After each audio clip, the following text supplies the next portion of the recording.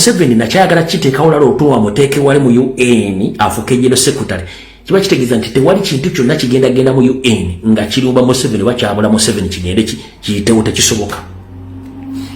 Kati ba chapter leaders mwenna abali mu America, abali mu Canada, abali mu UK, abali mu Europe, abali mu Asia, abali mu Africa, abali mu Middle East.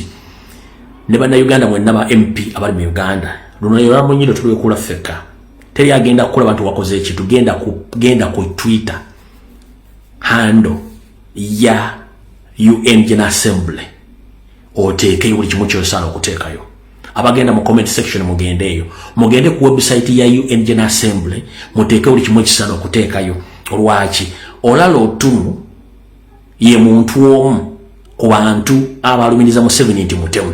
Essaawa zino Museveni yajja walaavu egamba Olalo Otuno nti amubakinga ogenda okufuuka General Secretary wa UN kandi kuvire ku ntono. Omukulu Olalo Otuno gwe mmanyi obulungi yakolako ko bitongole byensi yonna ne UN yagiberamu ko ng'akikolera. Era musajja muyivu bulungi nnyo eyali anti-government era yabeerako state witness mu documentary zakolebwa ku kutugunya abantu mu Northern Uganda nawo obujulizi. Era Museveni biseera yali tamwagala.